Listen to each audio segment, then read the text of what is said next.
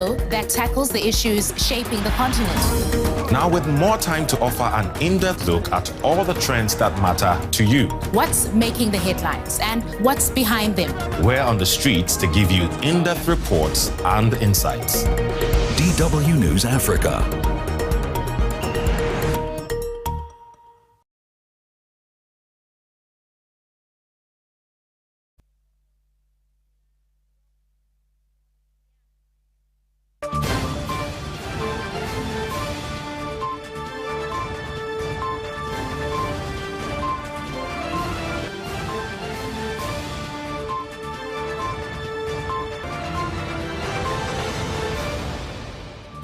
In Capital News tonight, 5 people were killed and 1 injured in a road accident in Almeru District, Arusha region.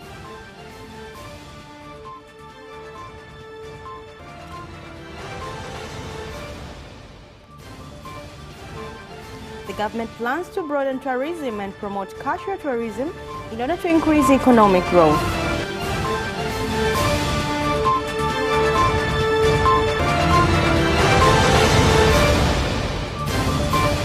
And in sports, Burundi football clubs to use Chamazi Stadium as their home ground in the CAF Confederation and Champions League tournaments.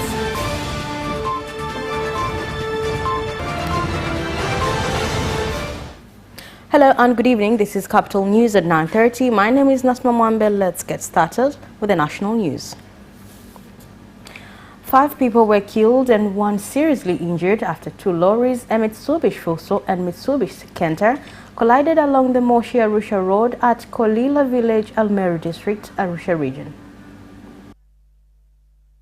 Leo mnamo tarehe 8 mwezi wa 9 mwaka huu majira ya saa 10 za alfajiri. Today at 4 a.m. at Kimori area in Almeru District, Arusha region, 2 vehicles crashed and caused death of 5 people. These vehicles are number T11CCU and T612DNN. The source of the accident is overspeeding. I urge drivers and road users to be careful to avoid such incidents. DNN ni aina ya Kenta. Samia Suluhu Hassan has said the government plans to broaden tourism and promote cultural tourism in order to increase the number of tourists visiting the country and grow the economy. President Samia Suluhu Hassan made this statement when launching the Cultural Festival at the Red Cross grounds in Kisesa Magu District, Mwanza region, where she was also confirmed as the chiefess of chiefs in the country.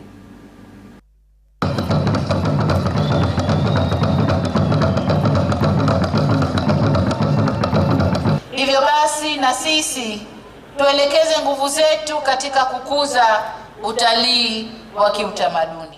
Let us follow our strength in promoting cultural tourism, one of the reasons why our country receives a small number of tourists, and those who come never return is the presence of little activities. Our tourism sector is focused on natural resources, wildlife, forests, beaches, mountain, and other things. And this causes a large number of tourists to stay in the country in few days. But if we have activities of this kind, it will help them to learn a lot. Kwenye program ya Royal Tour ya kuitangaza nchi yetu duniani. In this Royal Tour program to promote our country, we explain the opportunities available in the tourism and various investment areas, and we cultural stakeholders have been remembered in this program. And the main objective is to get the content that will promote our culture in the world. We find it difficult to fulfill our duties after losing the material and environmental control which we used to have. For example, we lost the ownership of the buildings we built in the Native Authority, the Chief's Center in Mali, and the Chief's houses were seized without any compensation. Parliament has passed the East African Community Plant Animal and Food Security Protocol after a majority of Members of Parliament said its implementation would help to remove trade barriers on food crops faced by member countries of the community. Tukiridhia itifaki hii, Mheshimiwa Naibu Spika, biashara yetu itaongezeka vizuri. If we approve this protection, we will do a great business for products, livestock and fisheries, and we will get enough income. The policies are available, and where there are no policies, let's make policies so that we can implement this protection. Utekelezaji wa itifaki hii utaharakisha maendeleo katika sekta ya kilimo. Implementation of the protection will speed development in the agriculture sector, product quality, food security, and the growth of food and agricultural products business among members of the community, and so they increase the opportunity for business to enter the market. Standard 7 pupils in the country today started their national examination, with the citizen emphasizing on the need to control loopholes of cheating. And employees at Bangwe prison in Kigoma have received COVID-19 vaccines, being measures taken to prevent infection in the prison from relatives and friends who visit inmates. Some prisoners and police have already been vaccinated, and the exercise still is continuing, and the response is good. Regarding the brothers who come to see them, they should come wearing their face masks and enter one by one to see their brothers. Tuna njia mbalimbali ambazo tulikuwa tunatumia. We have various ways which we have been using to protect ourselves from COVID-19, and now we have decided to use vaccines. Administrators and prisoners are encouraged and vaccinated. Mpango wetu tulionea ni kuongeza maeneo maalum. We have our colleagues living in the refugees camp, which needs almost 23,000 doses. They have accepted the vaccine, and the ministry is pleased to send doses because they live in Tanzania and meet with people, so it is very easy to get infections. The government has said it will allocate areas for pasture farming and dig wells for livestock in order to address the conflict over land between farmers and livestock keepers. This was revealed at the livestock sector stakeholder meeting in Dar es Salaam.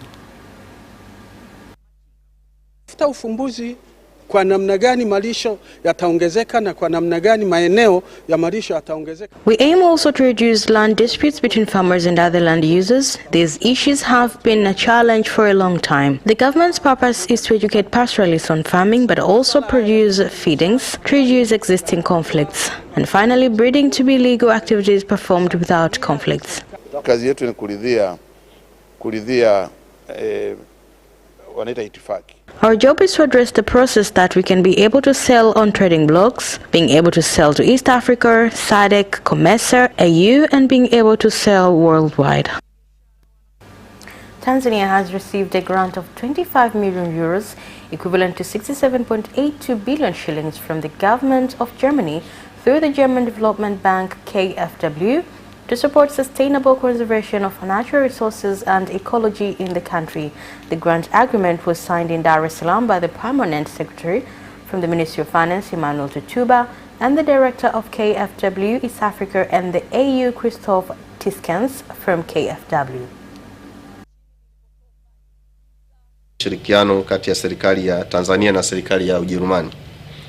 Hadi sasa Tanzania imekuwa ikinufaika na ufadhili wa miradi na ufadhiliwa na Ujerumani katika maeneo ya sekta ya maji, sekta ya afya, sekta ya nishati, matumizi endelevu ya maliasili, usimamizi bora wa fedha pamoja na masuala ya kuandaa miradi. Hadi sasa kiasi cha miradi iliyopata ufadhili kutoka Ujerumani ambayo inaendelea kutekelezwa imefikia zaidi ya euro milioni 248.79 sawa na shilingi za Tanzania bilioni 678.54, na miradi iliyokamilika mpaka sasa ni zaidi ya ina thamani ya euro milioni 219.71 sawa na shilingi za Tanzania bilioni 599.23, na zote hizi ni misaada. We will hopefully continue in a very good way. As I said, marching orders builds on a very long history and long friendship. You just said rafiki, sisi ni rafiki, Ujerumani na Tanzania, kweli. Especially in the sector of supporting biodiversity and the national parks. Germany and Tanzania have worked together for over 60 years. This has to do with the greater good we try to protect. If we protect the national parks in Tanzania, we help with climate change and with the biodiversity. And climate change is hitting us. We had big floods in Germany, so everybody understands that helping Tanzania here or working together here. We have managed to continue this cooperation despite of the very challenging times of the global pandemic. And the pandemic has had a devastating impact on the global tourism sector, and especially, of course, here in Tanzania for the biodiversity sector in the protected areas. And that is the end of the national news. International news comes next after the break. Are you ready for some great news? I'm Christine Mundwa. And I am Eddie Micah Jr. with the brand new DW News Africa, The show that tackles the issues shaping the continent. now with more time to offer an in-depth look at all the trends that matter to you. What's making the headlines and what's behind them? We're on the streets to give you in-depth reports and insights. DW News Africa.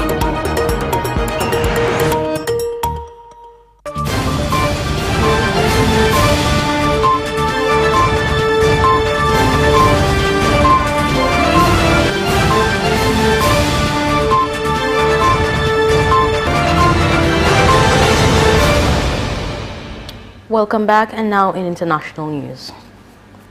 A security operation at Olmoran, Laikipia County in Kenya to hunt down bandits who have killed 8 people and injured several others has ended its second day, whereby 2 politicians have been detained by the police in connection with the incident.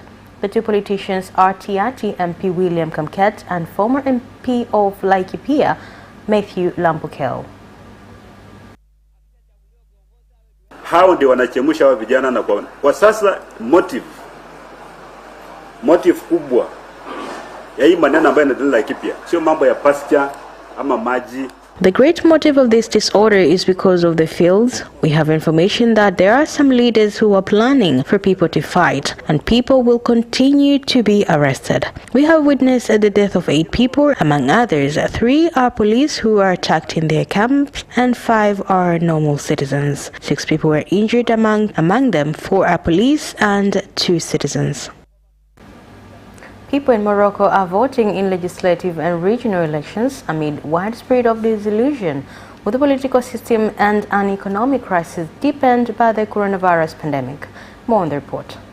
About 18 million people were expected to cast their votes on Wednesday, the 3rd time since a new constitution was introduced in 2011. Morocco is a constitutional monarchy where the king holds sweeping powers. He picks the prime minister from the party that won most seats in parliament and appoints the key minister.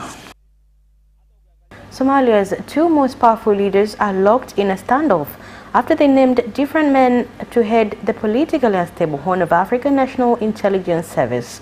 More on the report. The row between President Mohamed Abdullahi Mohamed and Prime Minister Hussein Rob over a murder investigation marks an escalation of months of tension between them in a country riven by attacks and clan rivals. The standoff comes after Prime Minister Hussein Rob appointed Bashir Mohamed Jama as interim head of country's intelligence service NISA, while President Mohamed Abdullahi Mohamed named Yassin Abdullahi Mohamed to head the agency. To school time across Europe and coinciding with the return to classroom amid still ongoing pandemic, Germany is relaxing quarantine measures for in-person learning. For more, let's join with our DW correspondent Nicole Florich from Berlin. Now, Nicole, how is Germany planning to deal with the COVID classroom in the new year? Germany is working to mitigate the disruptive effects COVID has been having on children's lives, especially when it comes to education. Until now, there hadn't been a unified strategy, though every state and every city had their own way, which led to a very confusing overall scenario. So now, state leaders have agreed on a joint way forward to avoid chaotic dips in and out of quarantine of entire classes every time one of the pupils contracts COVID. Only close contacts of the infected child will have to self-isolate. Vaccinated children won't have to quarantine at all, and that is a similar approach to the one we're seeing in France and Spain, for example. But the situation becomes a little more complicated in kindergartens and primary schools, where it's a lot harder to enforce health protocols. Plus, kids under 12 cannot yet be vaccinated in Germany, so it's a step forward, but probably not the last adjustment of the strategy here. This, of course, affects families, teachers, policymakers. How are the decisions being received? Well, any debate involving children and COVID is bound to be a heated one, and this one is, of course, no exception. Some medical associations say that this is more than enough and that the dangers of a COVID infection for young children are acceptable compared to the damage inflicted by continued isolation. Parents and certain politicians, though, accuse the new guidelines of being oblivious to the dangers of more aggressive variants, and some are even calling it a violation of the children's bodily integrity. Educators, too, are not too happy. Many say this new approach is too short-sighted. They complain that we're heading into the third pandemic school year without a realistic contingency plan on the table, especially for institutions where enforcing COVID guidelines is more difficult, like schools for children with special needs. They are wary of seeing people make the rules who appear to not understand the dynamics of the educational environment and are now pinning their hopes on more kids getting vaccinated rather than leaders making sound decisions. A lot of this uncertainty regarding school children stems from the fact that they are mostly still unvaccinated. How is the inoculation drive among minors progressing? Well, Germany is in the middle of a fourth wave that is being driven mainly by the unvaccinated population. Many of them, sadly, young people who haven't yet had the chance to be immunized. 23% of 12 to 17-year-olds have been fully vaccinated so far, and uptake is really big among the younger population. But what's causing concern now is a stagnation among the adult population. 61% of Germans have received 2 shots, but that, according to Germany's leading virologist, is not nearly enough to get the country through the fall. He foresees an increase in hospitalizations that will lead to new contact restrictions as soon as October. The health minister doesn't disagree, but says that those restrictions would not apply to vaccinated people or those who have recovered from a COVID infection, trying to mobilize more people to get the shot by branding it as a ticket to freedom of sorts, while always insisting on not making it mandatory. Thank you, Nicole, for the update. Until next time, and that marks the end of international news. Business comes next after a break. Tune in to Business Edition and meet business leaders and experts who keep you informed on business and economic developments taking place in the country, such as tourism, construction, energy, transport, mining, agriculture, communication, banking, real estate, and more. Business Edition on Friday at 8:15 p.m. only on Capital Television.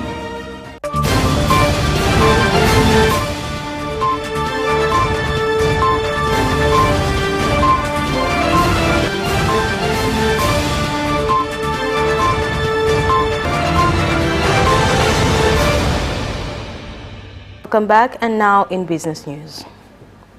Tanzania Revenue Authority TRA has called on large taxpayers to pay their tax and adhere to agreements reached with the authority to clear the debts.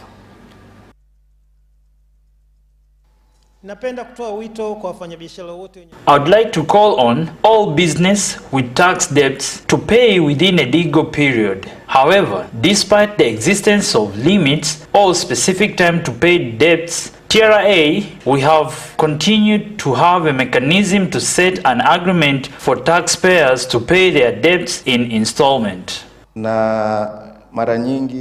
Often, when TRA executive comes, they disallow these loans. We understand that legally, the law has made it clear that written off loans can be allowed only where you have written off according to the wishes of central bank.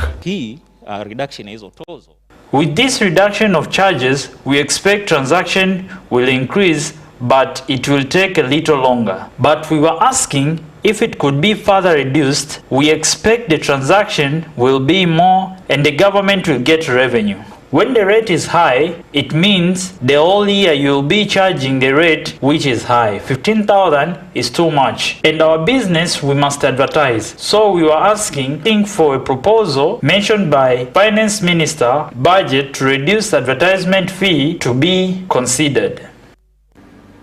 Lack of a port to handle fuel vessel in Zanzibar has contributed to increase of petrol prices, which have gone up to 2,461 from 2,379 shillings a litre, an increase of 52%. Kwa asilimia mafuta kishanunuliwa mpaka kishafika Dar es Salaam, asilimia ya charges za bandari ya Dar es Salaam. Once you purchase oil until it arrives in Dar es Salaam port, from oil protection and oil tested by TBS and other charges is 52% of the oil price. These 2,461 oil charges are half of this price. If the Manga Pwani was over and we were able to order oil by ourselves, then the price would reduce. National price inflation in August this year remained constant at 3.8%, as in July this year due to increase and falling prices of some food and non-food products. Baadhi ya bidhaa za vyakula zilizopungua bei ni pamoja na nafaka na bidhaa za nafaka. Some of the reduced food products include cereal and cereal products such as maize and maize flour for 7.2%, meat for 6.3%, vegetables for 2.3%, and beans for 4.7%. Some of the increased product prices are clothes 4.7%, charcoal for 1.9%, gas for 2.1%, rent for 5.1%, and guest houses for 5.3%. And that's it for the business news. Sports comes next after a break. Away first time, good start from Bolt. Bolt leading a moment and going away. Gay trying to go with him and he's going to be dragged through to second place, but he's going to win it by 2 meters. Away first time, good start from Bolt. Bolt leading a moment and going away. Gay trying to go with him and he's going to be dragged through to second place, but he's going to win it by 2 meters.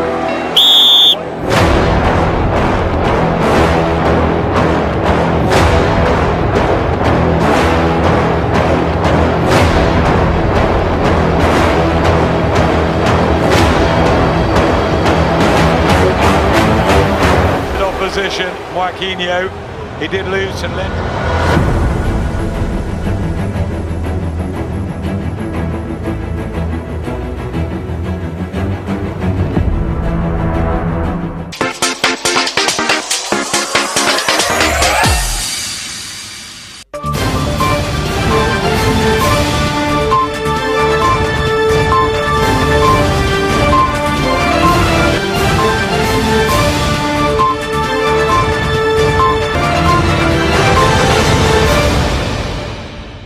Welcome back, and now in sports news.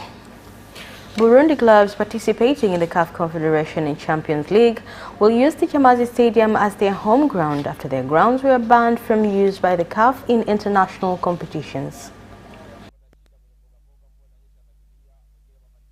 Amuru, this is participating in the Confederation Cup games, will play with the Diable Noir of Congo Brazzaville.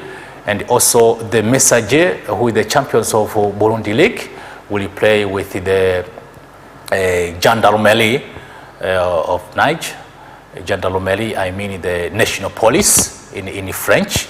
So they will play here on 17th. They will be using the Azam Complex Stadium.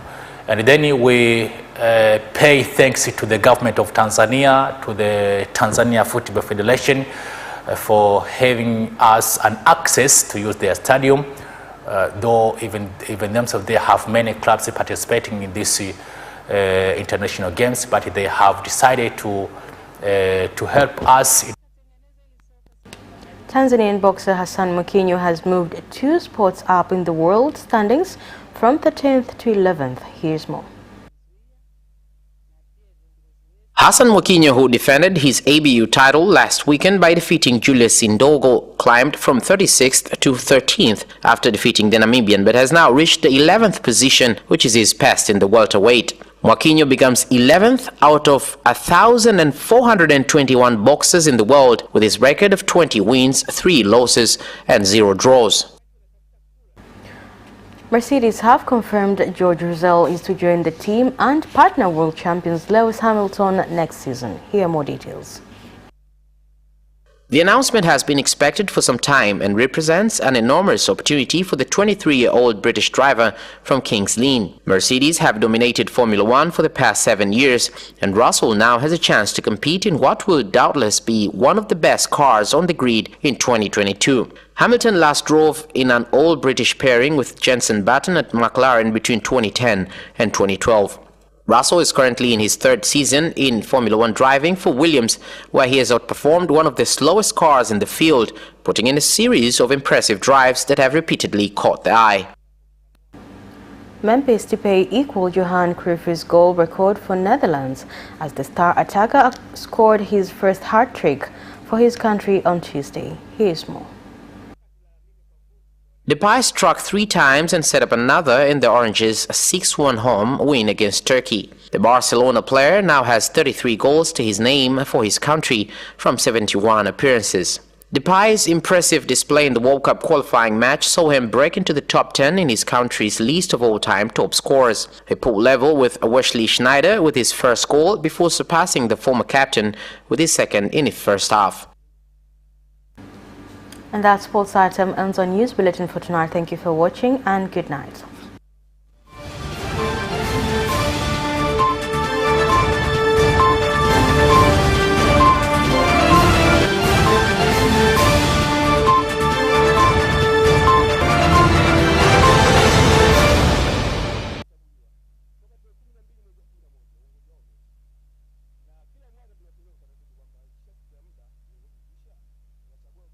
Capital News live on our social media accounts, YouTube Capital TV and Facebook Capital Television Tanzania from Monday to Friday at 9:30 p.m. Don't forget to subscribe and put notification on. This week on Out and About.